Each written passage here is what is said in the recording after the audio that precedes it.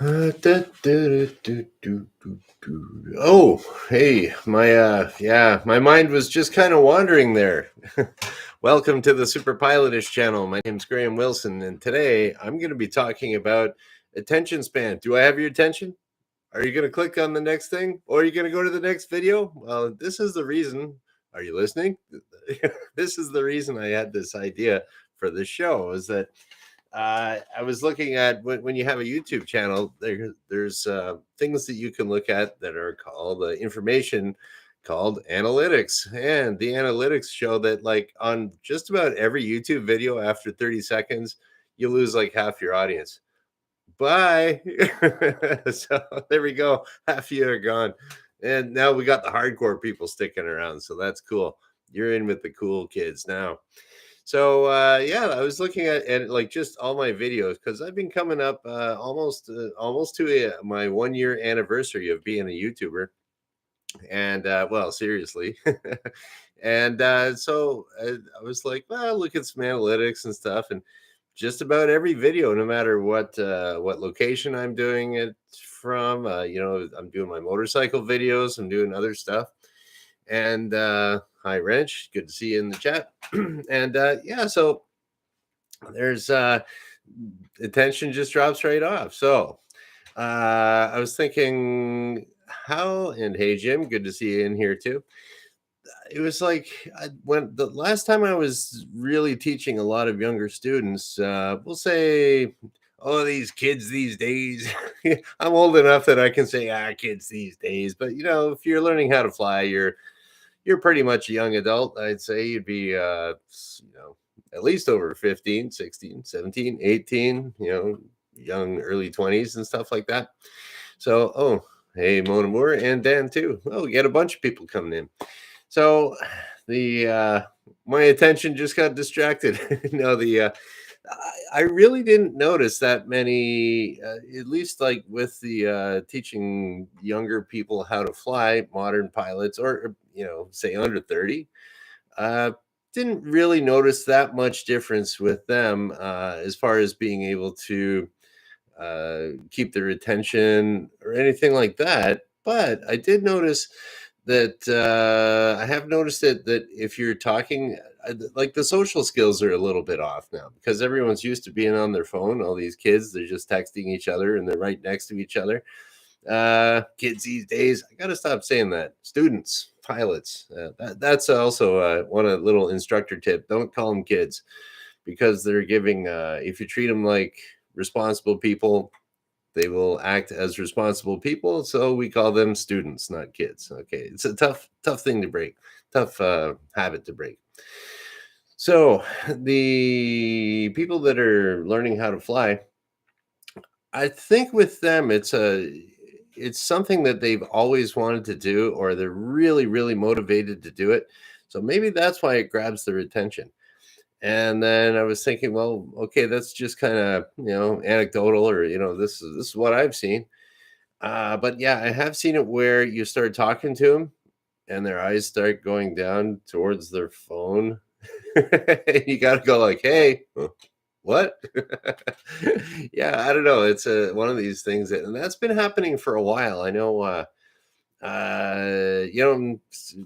My age, we grew up with no internet, so we're used to just hanging out and talking and stuff like that. But a lot of younger people, especially after they've been sent home for a couple of years, just to hang out on their computers, they're used to doing this rather than talking in person. So it's I was gonna take a look here at okay, the human factors for aviation, just the basic handbook here, and that's from Transport Canada. It's the I always call this like the book that you're supposed to read, but no one ever reads it except for class one high level instructors. Then you kind of have to, and they got to know it and explain it and stuff. So I'm just gonna go. I'm gonna talk a little. I will do a little. I will do a little reading from the scriptures of Transport Canada now, and then talk a little bit more about attention. There we go. So here we go. This is right from the book. So attention, and there's three levels of this human factors book, but this I'll give you the basics here. So it's the importance of attention. Attention can be defined. They always say that's such like a pilot engineer academic way. The definition of this is this, but I guess you got to start somewhere. It's the capacity to focus on what's relevant to the task at hand. Most psychologists feel that it's linked with motivation, which is discussed in the next section. Okay, we'll talk about that later. Okay, accidents are, here we go. This is where they get your attention with attention grabbing. Airplane crashes are always good for grabbing your attention. So accidents are often caused when the attention of the pilot is diverted from the primary flying task. Happens a lot, actually, when that bad stuff happens. For example, when an L-1011 crashed into the Florida Everglades, the NTSB cited as a causal factor the diversion of the crew's attention to a burned out light bulb. Burnt out bulb crashed the plane. Wait a minute. The crew had been so intent on the bulb that they had not noticed the descent of their aircraft, and I can totally believe that. Nor had they heard various alarms warning of their closeness to the ground. I've had that happen to me too, where you have some warning going off, you you just tune it right out because you're like doing something else here. Yeah, so it's real. Your attention can be diverted, and here we go. We're going to see how attention works. Consider the example of a cocktail party. If you're in a group, you can choose whom you want to listen to and can hear that person very well in spite of the other voices surrounding you. Yeah, it makes sense. The other voices do not distract because of the brain's tendency to deal with one set of verbal information at a time. However, this capacity for focusing attention on one conversation does not blot out other conversations completely. There seems to be a part of the brain that monitors our other goings on almost subconsciously. For example, if you hear your name mentioned in another conversation, even at a lower sound level, you'll probably divert your attention to that conversation to try to hear what is being said about you. Yeah, that's called it's a pretty common psychological thing that you study in school. It's called the cocktail party effect. This seems to indicate that in addition to our primary ability to attend to something, we may have additional simultaneous capacity for monitoring and processing certain simple but important bits of information. In aviation, we're coming back to the airplanes, this additional information processing capacity is both a blessing and a curse.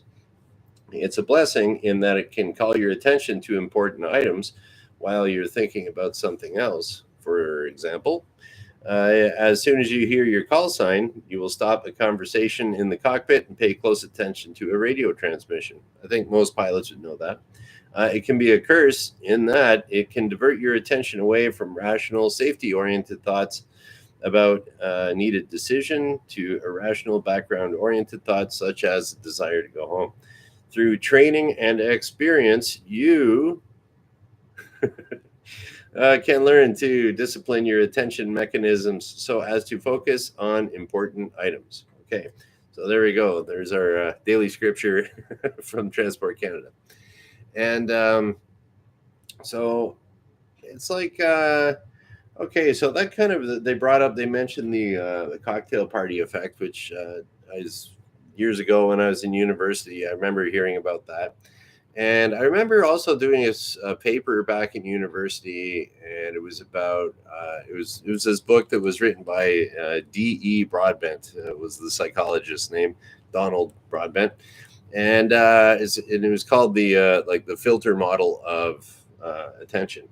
And so it was kind of I guess I thought it was kind of an interesting book, and the reason I did my paper on it because I did just a little bit of research on there, and a lot of this stuff around when he was doing psychological experiments and things. It was kind of after World War II, and aviation was really trying to get, it's right when aviation was trying to get all harmonized for worldwide travel of airplanes and stuff, and what's the best protocols and best ways of doing things. And it's also when computers were starting to be uh, scientists were working on computers. I mean, they had, what was it, ENIAC or something like that. They could add, subtract, multiply, divide, and it was like the size of a room.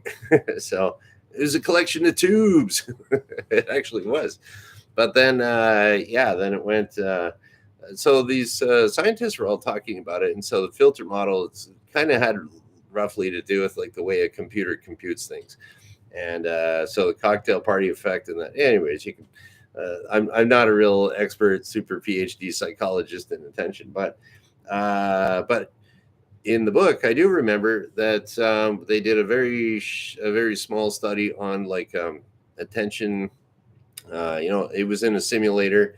They did have simulators back in World War II. They had the Link trainer. It was this little. If you ever seen a Link trainer, it's this funny little air actuated, funny little box that the pilots would go into to get them used to flying through clouds. And so they put these guys in the simulator, and they found that if their attention is getting overloaded and distracted and stuff like that, the number one thing that would go, how your skills would degrade, would be your altitude would go off first.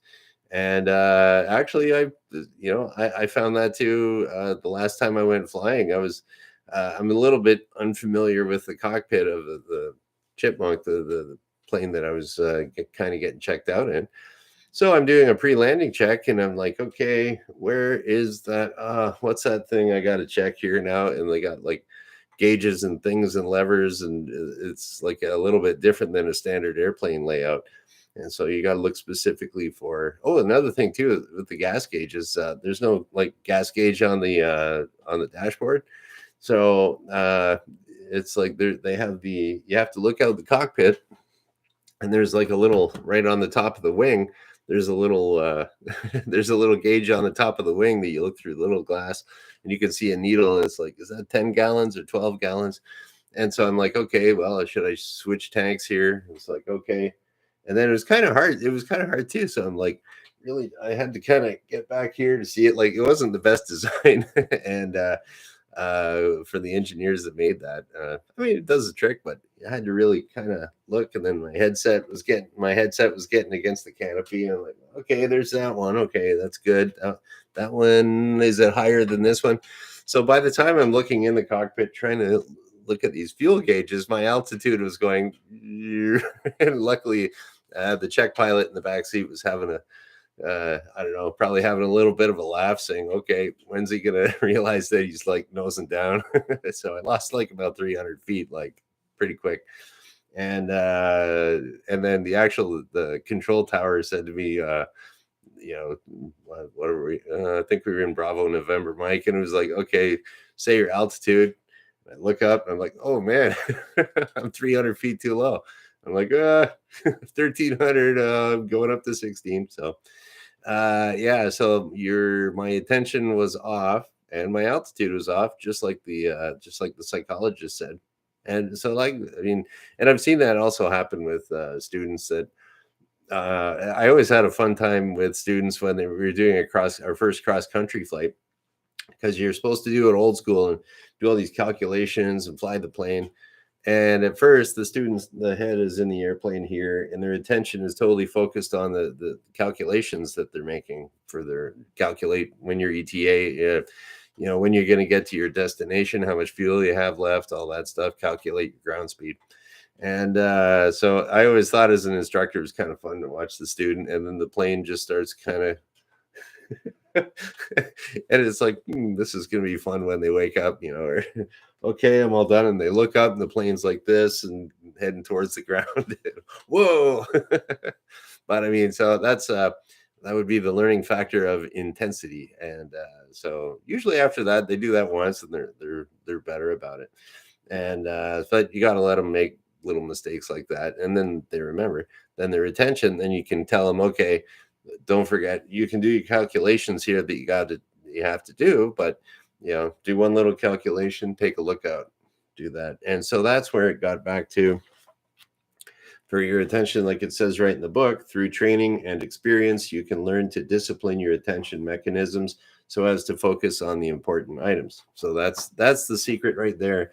So if people are having I don't know, I would say if there is any devolution, I guess, or degrading of the skills of attention for modern pilots, younger pilots, newer pilots, uh, techie pilots, then I would say the training will overcome that. And you also have to, there's little milestones you have to pass in all of your flight training. And by the time you get to do it for a job, there's tons, and you're serious about it. And so I wouldn't worry too much about the pilots up in the cockpit, just like, huh?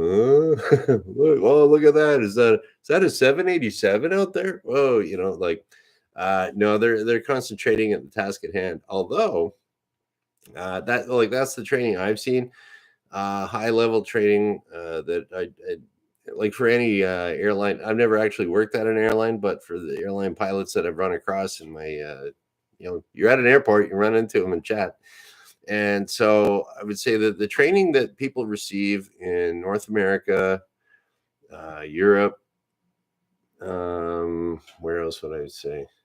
Yeah, there's a few regions where the training can be kind of hit and miss. So, I mean, would I want to be flying some clapped out Soviet era, Russian jet out of Angola right now? Not really.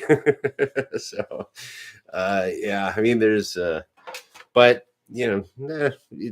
it's kind of hit and miss. There are newer airplanes that are flying in different regions, and they might even be maintained by like European and North American mechanics, or even Japanese are good there too. Australians, basically, yeah, the oh well, I'm not going to get too political here because we don't get political on the Super Pilotish channel. That's one of my taboos. I try not to do that, which is tricky because we're regulated by the government, and you're going to deal with different jurisdictions if you're flying internationally. So, but generally, I would say if you're just for the most part, if you're flying some regular, well-known airline, they're trained to pay attention to the task at hand, and you're all good. But I did see a YouTube video where this guy was doing some crazy approach, and the guy sitting in the right seat's filming it on his camera, and I'm like, dude.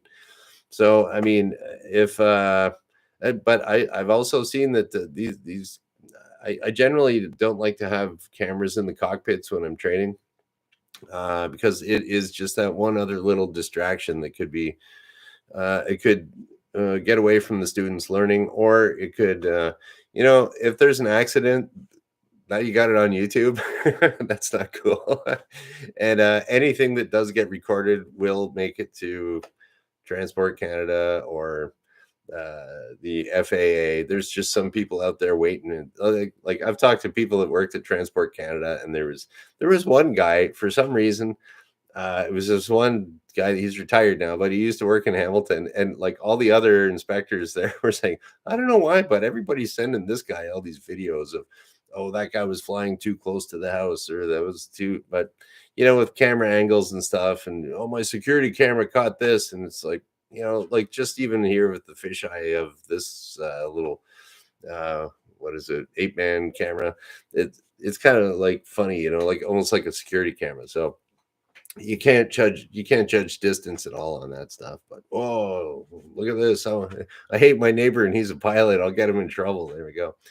And so what was I talking about there with attention? Yeah, so I mean, it can happen to the seasoned pilots, generally, and generally that would happen in training. Like, say for me, it was a new plane I'm used to. If you're going to be in an airline, and it was also in the learning process of me getting checked out.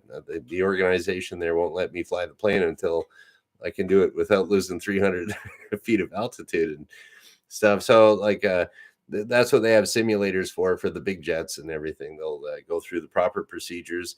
They'll and like just about everybody.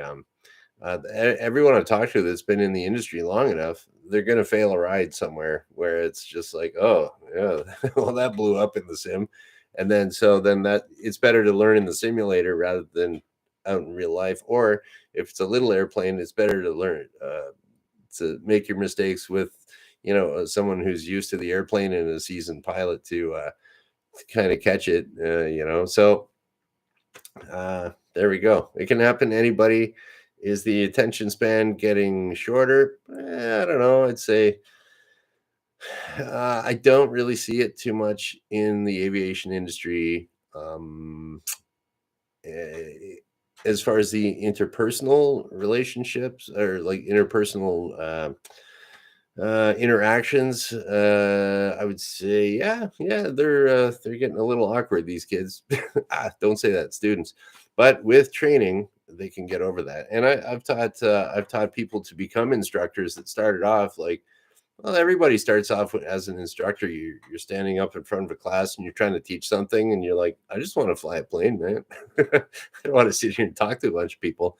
So if you're training a new instructor, they can be, and myself included, it's like you don't just start off being, you know talking like talking like, hey, yeah, da, da, da, da, a piece of cake, right? No, like, it's taken me about a year to be this comfortable in front of the camera, and it's taken me years to be comfortable in front of a classroom or a new student. So um there we go. That's about it. Attention span getting shorter, I'd say not really. How's that for a definite maybe?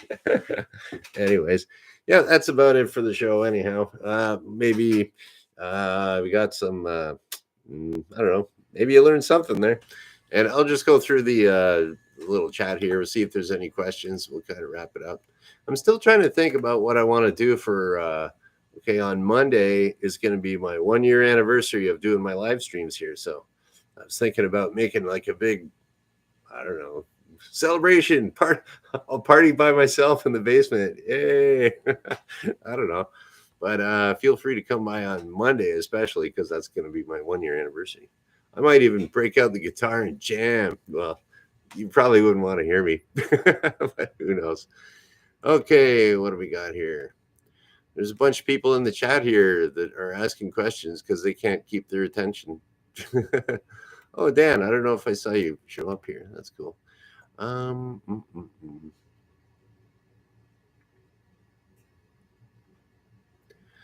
Okay. Oh, Wrench has got a little pilot tip here. Whenever you let a non-pilot fly 172, the Cessna 172, the panel is too high, so they pull back to see. Yeah, I've totally seen that. And the angle of attack changes, and they pull more. So if you're pulling back, makes the plane.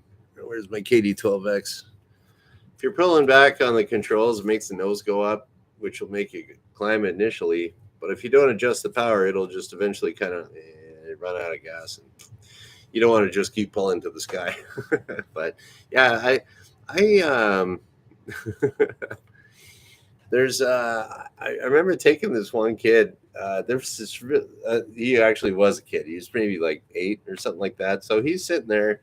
Oh yeah, I want to fly a plane. I want to fly a plane. I'm on this. Oh yeah, I can fly a plane. It's like this kid had this huge attitude, and generally kids are pretty likable, but not this kid. He's a rotten kid, and he's like, so he's sitting here and he can't even barely see above the glare shield of the 172. So he did just like what Wrench was saying. He kind of pulled back, and then the plane would start going up, and then so. I had the plane all nice and set up that he didn't have to do too much. I said, well, you could try turning it. No, I just want to fly straight. And then he starts doing this on purpose to go up and down, up and down, up and down. And I could see his face getting like whiter and whiter and whiter and greener. And he's like, and I'm like, what? You don't feel too good? No. I'm like, oh, here's a bag, kid. I'll fly us back. And then kid threw up in the barf bag. Good. I always like the passengers that hit the barf bag. But it's like, anyways, the kid got all sick, And then afterwards, his mom was there. Oh, how was the flight, little Johnny? I don't want to be a pilot. I hate flying. I was thinking, the evil part of me was thinking, good, you're a rotten kid. But anyways, that's okay. But if he had a little attitude adjustment because of that, became a good pilot, that'd be a cool thing too. But so, anyways, there we go. Here we go. Do you have a question here from Reg? How do you feel about people that intentionally crash a simulator? I'm pretty cringy about it. Well, I have a really tough time dealing with simulators because I don't know, maybe I have a bad imagination or something like that. But I think if you are going to crash a plane, it's to do it in the simulator. That's the time to do it. And but I've heard too. I haven't seen. I've never been in like a full motion sim that they have for the airlines and stuff. And apparently, if you crash those, like you can actually break them. So I think they set parameters up so it'll stop you before doing that. But I think I've heard of people like crashing the simulator or on purpose or something like that, and they actually like wreck a hydraulic cylinder and stuff like that. Yeah, and aerobatic pilots tell you to throw up down your shirt. Well, if you got, hopefully you got it tucked in, and if you have to, it's easier to clean up a shirt than it is to get all the nooks and crannies and everything underneath the seat and everything like that. And then your plane stinks forever too. If it's really hot, that's brutal. I mean, yeah. Oh well, that's the fun stuff about aviation, getting sick. But if it happens to someone that's a terrible person, it's not necessarily the worst thing. So, anyways, yeah, that's about it. So today is Wednesday. Like I said on Monday, that's going to be my 1 year anniversary live stream party. Feel free to come back on Monday at noon. And I'll be here on Friday because I do this Monday, Wednesday, Friday at noon Eastern. And we'll just kind of shut her down. Jim got distracted by a phone conversation. Perfect ending, Jim. Thanks a lot. Thanks for watching, guys. Bye.